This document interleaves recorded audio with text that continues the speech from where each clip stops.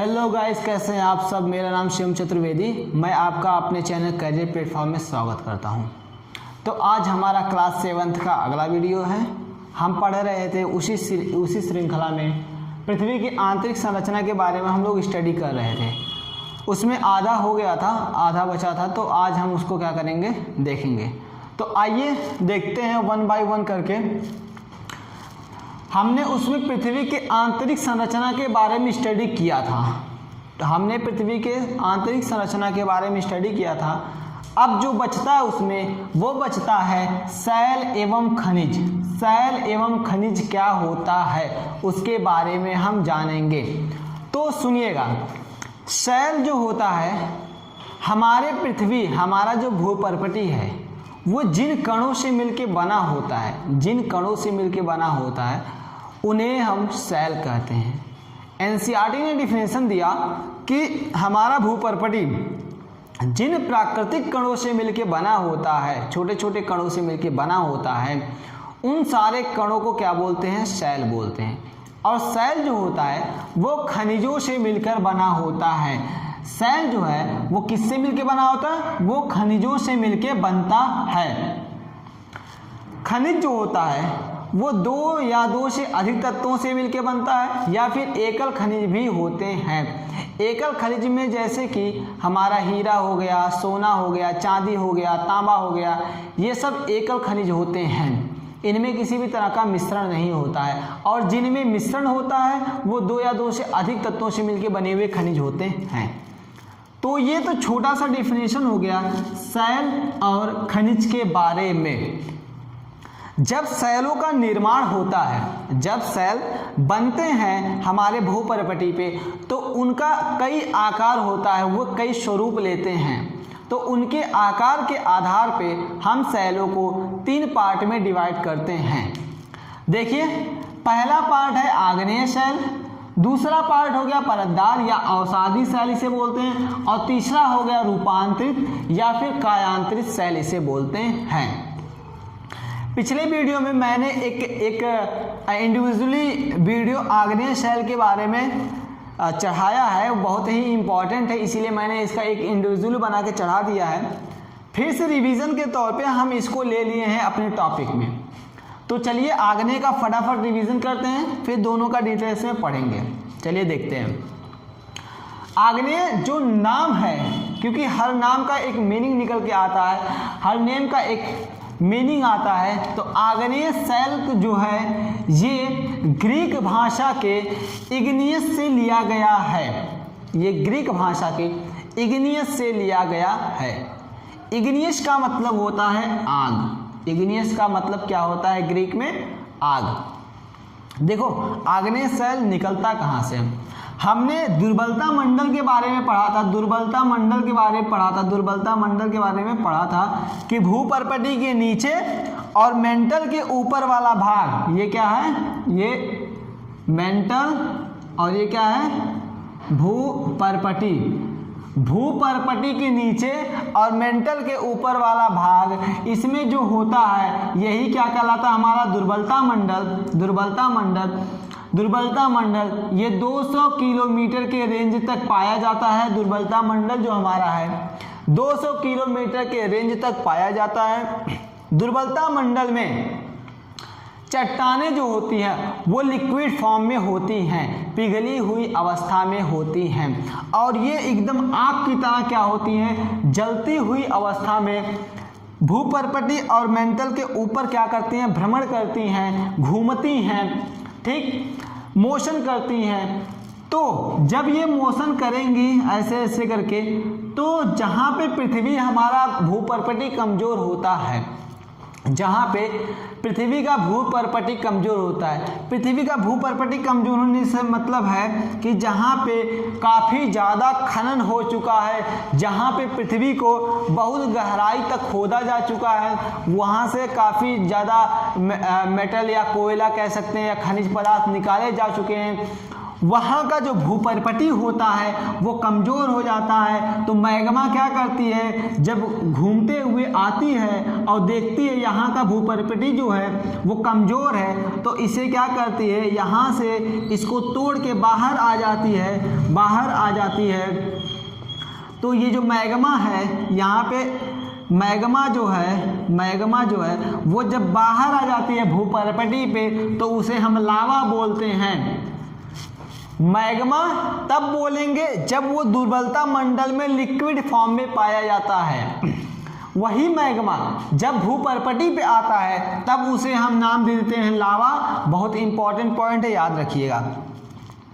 फिर यहाँ पे आने के बाद धीरे धीरे ये लावा जो होती है, ये मैग्मा जो होती है वो ठंडा हो जाती है। ठंडा होने के बाद आग्नेय सेल का निर्माण करती है, आग्नेय सेल बन जाता है। तो एक शॉर्ट सा रिवीजन हो गया, थोड़ा सा और देख लेते हैं इसके बारे में।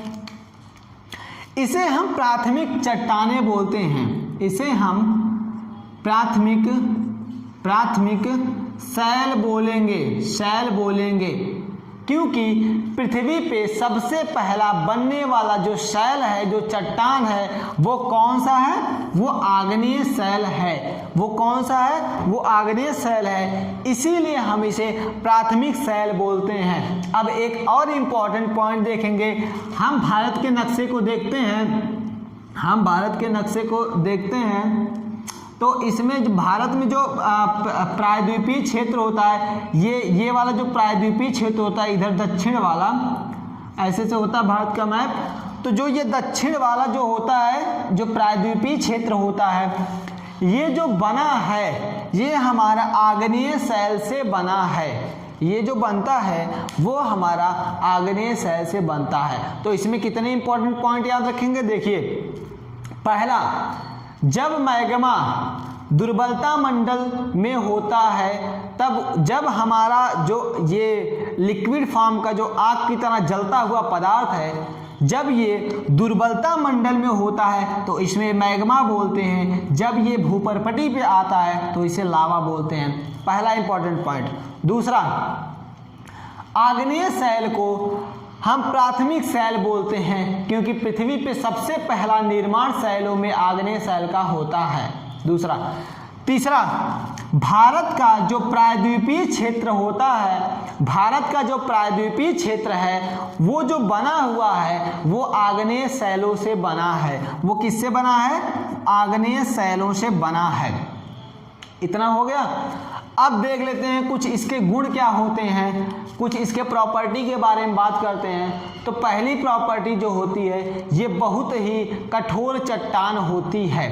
आग्नेय जो चट्टान होती है ये बहुत कठोर होती है। शैल कहें या चट्टान, कंफ्यूज नहीं होना, दोनों वर्ड एक ही हैं। तो आग्नेय शैल जो होती है वो बहुत ही कठोर होती हैं, ठीक। क्योंकि जब किसी चीज़ को बहुत ज़्यादा टेम्परेचर दे के गला के उसको ठंडा किया जाता है, तो उसके जो कण होते हैं वो बहुत पास आ जाते हैं, बहुत अधिक क्लोज आ जाते हैं, जिससे वो एक सॉलिड बॉडी का निर्माण करता है, एक बहुत कठोर पिंड का निर्माण करता है। तो अब इसकी प्रॉपर्टी में पहला पॉइंट हो गया कि ये जो चट्टानें होती हैं बहुत कठोर होती हैं। दूसरा पॉइंट, ये चट्टानें जो होती हैं वे रवेदार और दानेदार होती हैं, यानी खुदरी हुई होती हैं। ये जो चट्टानें हैं वे रवेदार व दानेदार होती है। दूसरा पॉइंट हो गया। तीसरा पॉइंट, ये जीवाश्म नहीं बनाते हैं। ये जो चट्टानें हैं वो जीवाश्म नहीं बनाते हैं, ठीक। इतना सारा हो गया। फिर इसके बाद जब ये पृथ्वी के अंदर से बाहर निकलती है तो इसके द्वारा हमें बहुत सारे बहुमूल्य धातु की प्राप्ति होती है, जैसे सोना, चांदी या तांबा, एल्युमिनियम, इस टाइप के बहुत सारे क्या होते हैं, बहुमूल्य धातु की प्राप्ति होती है। तो इतना चीज़ आप लोग याद रखेंगे आग्नेय शैल के बारे में, ठीक। अब आते हैं सेकंड पे। सेकंड हमारा परतदार और अवसादी, परतदार या फिर अवसादी शैल। अब समझते हैं इसका नाम ये क्यों रखा गया। इसे हम इंग्लिश में बोलते हैं सेडिमेंट्री बोलते हैं, सेडिमेंट्री रॉक बोलते हैं इसे इंग्लिश में। तो सेडिमेंट्री का मतलब होता है स्थिर, सेडिमेंट्री का मतलब होता है स्थिर। ये चट्टानें जो होती हैं इनके बारे में पढ़ेंगे तो इनका मतलब समझ में आ जाएगा। चलिए शुरू करते हैं। हमारे पृथ्वी पे उपस्थित जो वायु है या फिर हमारा हिम हुआ या हिमानी हो गया या फिर हमारे नदी हो गए, महासागर हो गए, इनके द्वारा नदी, महासागर, हवाएं या फिर हिमकण हो गए, इन सब चीज़ों के द्वारा पृथ्वी के कणों को, चाहे वो पेड़ पौधे हो गए, चाहे वो हमारे पृथ्वी पे जो छोटे छोटे चट्टाने हैं, सैले हैं, वे हो गए, पत्तियां हो गई, झाड़ियां हो गई, या फिर जीवों के अस्थियां हो गई, इन सबको जब बहा के कोई चीज़ ले जाके परत पे परत गाजती चली जाती है, लादते चले जाते हैं, किसी चीज़ को परत पे लगाते चले जाते हैं, तो उसे हम बोलते हैं परतदार। इसीलिए इसका नाम रखा है परतदार, क्योंकि इसमें जो चट्टानें बनती हैं वो परत दर परत नदियों, हवाओं द्वारा बहा के लाए गए कणों के द्वारा बनते हैं। ठीक, तो यहाँ पे ये सपोज करिए ये सारे क्या हैं, पहले ये वाला परत फॉर्म हुआ, पहले ये वाला परत बना, फिर उसके बाद नदियों, महासागरों या हवाओं द्वारा लाए गए मिट्टी या धूल कणों या फिर जीवों के अस्थियों से फिर उसके ऊपर ये वाला परत आया, फिर उसके ऊपर ये वाला परत आया। तो इसी तरह परत दर परत होते होते ये बहुत ज़्यादा मोटी हो जाती हैं, बहुत ज़्यादा मोटी परत हो जाती है, जिससे का यहाँ पे चट्टानों का निर्माण हो जाता है, तो परतदार शैल में हम बस इतना ही जानेंगे। अब देखते हैं कि ऐसी कौन सी चट्टानें हैं जो परतदार चट्टानें कहलाती हैं। तो देखिए हमारा जो बलुआ पत्थर जो है, ये चट्टानें जो हैं वो कौन सी हैं, वो परतदार या अवसादी चट्टानें होती हैं। स्लेट जो है वो भी परतदार है। चूने का पत्थर है जो, वो भी हमारा क्या है, परतदार या अवसादी चट्टानें होती हैं। कोयला जो होता है वो भी हमारा क्या है, परतदार या अवसादी चट्टानों का एक उदाहरण है। खड़िया मिट्टी भी इसी का उदाहरण है। ये सारे जो हैं, बलुआ पत्थर, स्लेट, चूने का पत्थर, कोयला, खड़िया मिट्टी, ये सारे जो हैं ये परतदार या अवसादी चट्टानों के एग्जाम्पल हैं। हमने कल आगने में भी बताया था कुछ एग्जाम्पल, जैसे ग्रेनाइट हो गया, बेसाल्ट हो गया, गैब्रो हो गया और डायोराइट हो गया। ये जितने भी चट्टानें हैं ये सब आग्नेय चट्टानें कहलाती हैं। अब थोड़ा सा और परतदार के बारे में जानेंगे, इसके गुण के बारे में जानेंगे कि ये होता क्या है। देखो पहला पॉइंट याद रखिएगा कि परतदार चट्टान को हम द्वितीयक चट्टान बोलते हैं। क्यों, वो भी बताता हूं। पहले इसका क्या बोलेंगे, इसे द्वितीयक चट्टान बोलते हैं। क्यों, आप सुनिए।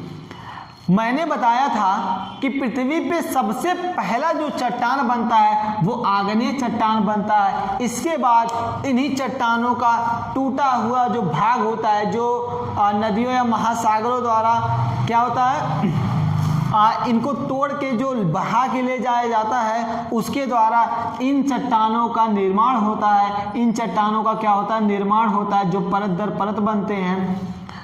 ठीक, इसीलिए इन्हें द्वितीयक चट्टानें बोलते हैं, क्योंकि ये प्राथमिक चट्टानों से बने होते हैं।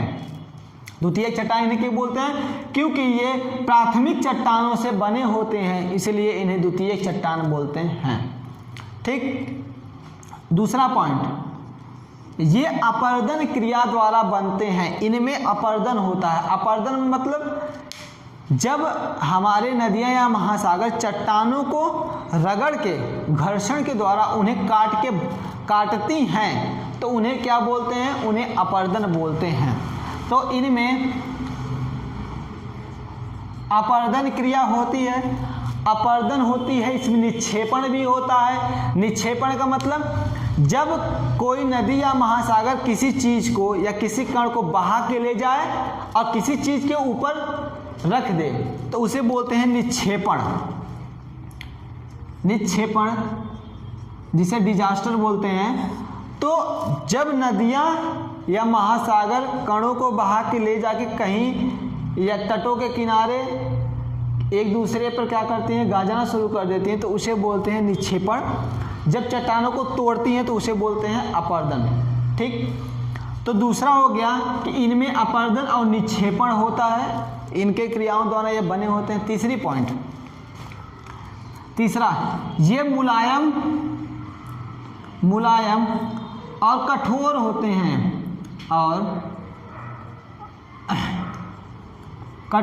हैं ये मुलायम भी होते हैं और कठोर भी होते हैं, लेकिन ये रवेदार नहीं होते हैं, ये खुदरे हुए नहीं होते हैं।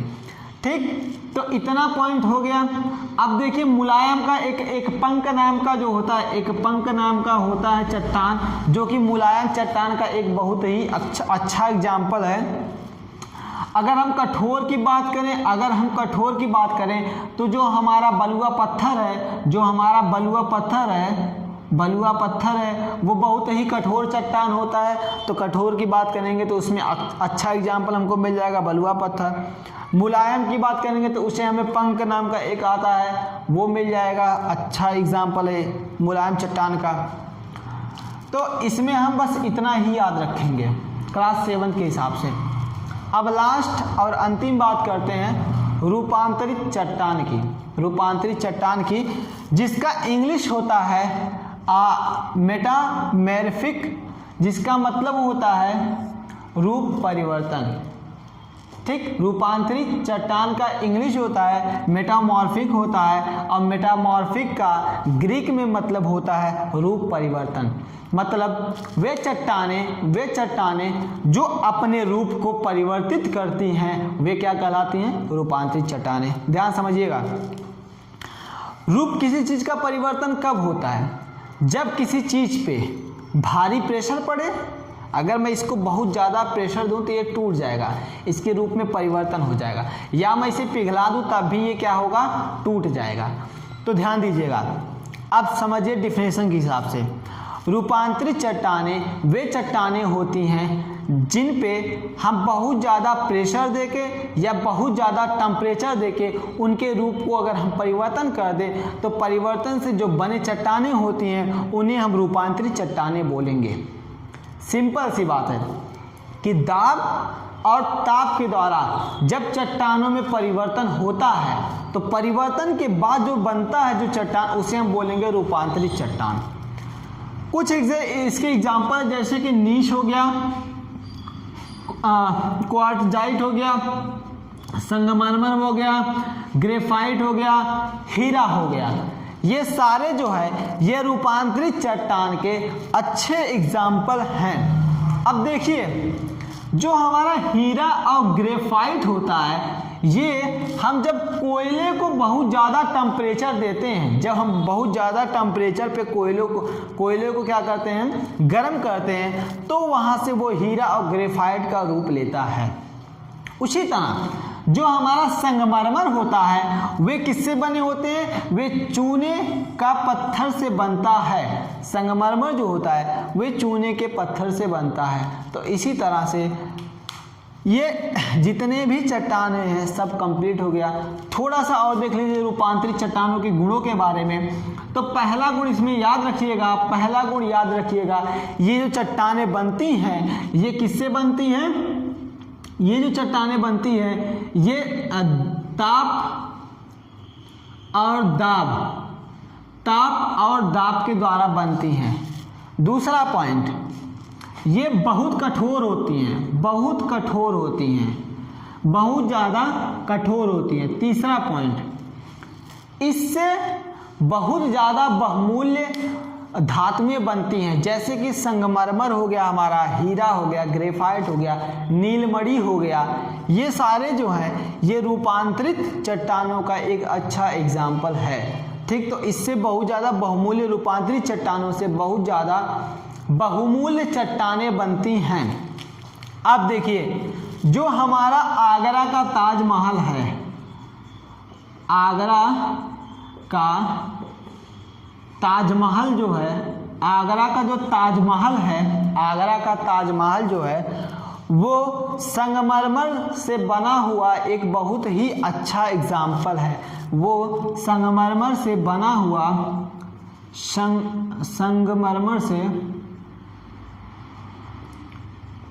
संगमरमर से बना हुआ एक बहुत ही अच्छा एग्जाम्पल है। ठीक, एक चीज़ और देख लीजिए, यहाँ पे छूट गया, परतदार और शादी में हमने बताया कि वायु महासागरों नदियों के द्वारा जो कण ला के किसी किनारे पर या किसी स्थल पर परत दर परत गाजे जाते हैं, उससे जो फॉर्म होता है चट्टान, वो कहलाता है परतदार। हमने महासागरों का तो बता दिया, महासागरों से बने हुए सब बलुआ पत्थर, स्लेट, चूने, कोयला, ये सब हो गया।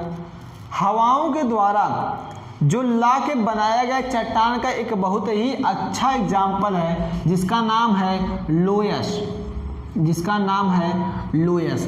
लोयस एक ऐसा शैल या ऐसा चट्टान है जो हवाओं के द्वारा बनाया गया है। लोयस हवाओं के द्वारा बनाया गया एक बहुत ही अच्छा एग्जाम्पल है परतदार शैल का। तो इस तरह से क्लास 7 का सेकेंड चैप्टर कंप्लीट होता है। इसके बाद हम क्वेश्चन आंसर देखेंगे और फिर इसके बाद ये चैप्टर टोटली ख़त्म हो जाएगा। तो आज का सेशन हम यहीं पर रोकते हैं। अगर अच्छा लगे तो कमेंट करके बताइए और सब्सक्राइब करिए, बेल आइकन क्लिक करिए। Thank you so much.